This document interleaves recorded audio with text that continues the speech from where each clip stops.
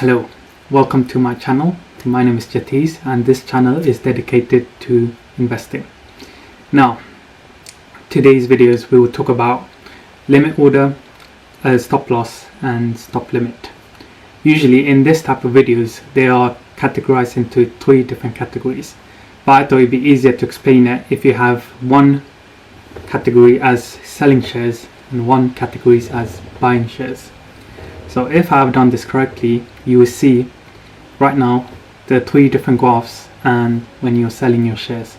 Plus on the right side you will see the recorded screen of my phone. Now I will be using Trading 212 as my base platform just because it's popular in the UK and I use it myself to buy and sell shares. So as you can see right now, there's the Apple stock at 131.87.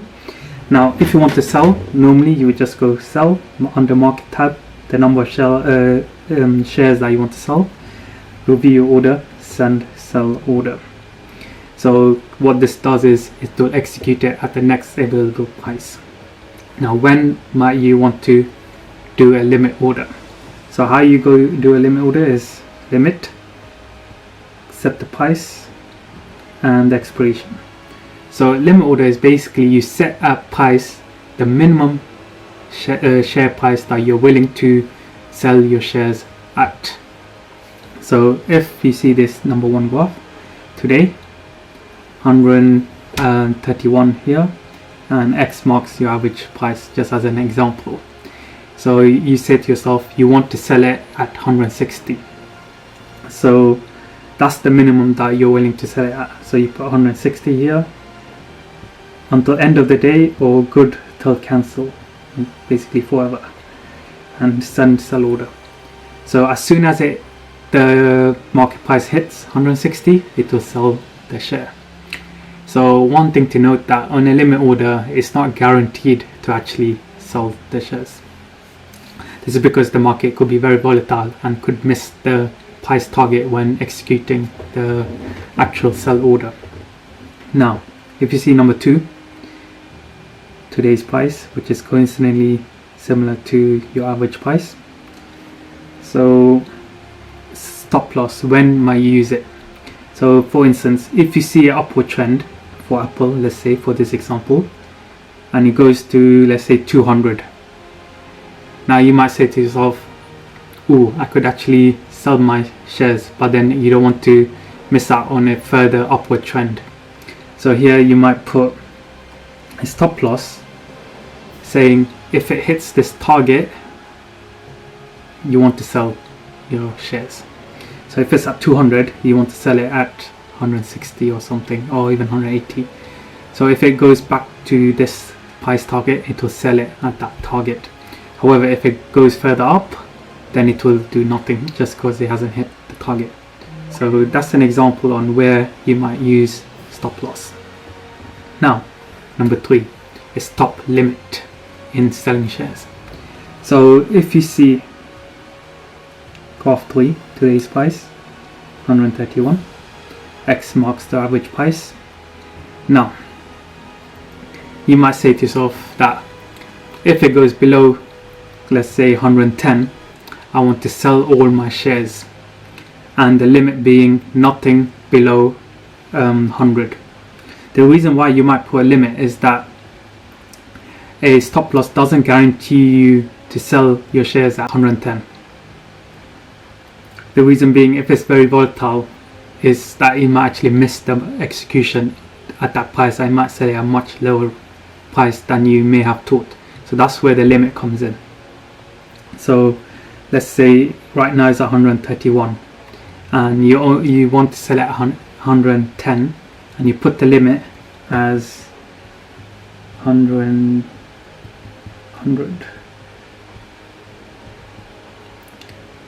So now even if it goes below this target and the execution didn't happen here, it will not sell your shares because the limit was 100. So anything below that, it will not sell it. So that's where you might use a stop limit for selling your shares. So that's the 3 types for selling. Now let's go on to buying your shares. So let's turn that on. So as usual, if you want to buy, just go to under market tab, just put the number of shares you want to buy, review order, send buy order. So that will just execute at the next available price for market. So when might you use a limit order for buying your shares? So you might say to yourself that you want to only get into this Apple stock if the share price it's at 90.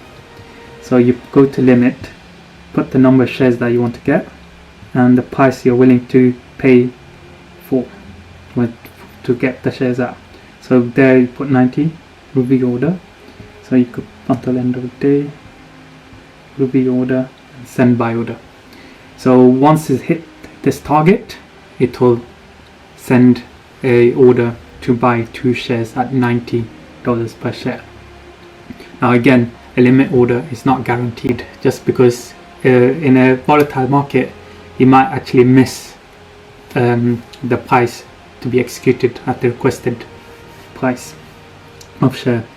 Now if you go to number 5, now where might you use a stop loss for buying shares? So here essentially you're just saying once they reach this target you want to put a market order.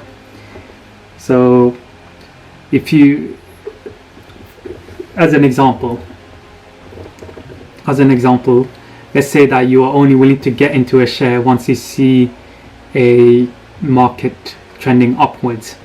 So for this it'd be 131, and once you see the share price rising, let's say above 150, you know that's going to go higher and higher. So you might want to put a market order at 150 per share. So here you just put 150 forever and review order and send buy order. So what this essentially happen is that once they reach the target of 150, it will buy at 150 per share. Now if this was a rapidly moving market, you might not get it exactly at 150 per share, you might get it a bit higher than that. So this is where the limit might come in. So in this first example of stop limit, you might just want to put a limit at the maximum price you're willing to pay for the shares. So if the stop loss is 150, you might just put the limit at 155. So even if the market doesn't execute within this barrier, it will not buy anything above this limit of 155. So 150, 155. So then just make sure that you don't buy it too high. Now let's see a second scenario of stop limit order. So if you see number 6, you see that stop loss is above a limit order. Now you might say to yourself, once it reach this target, let's say 160, that the market is going to be very volatile and then the price is going to shoot up. So you don't want to pay 160, but you want to trigger at 160 but pay a bit of a lower price, let's say 150. So today's at 131.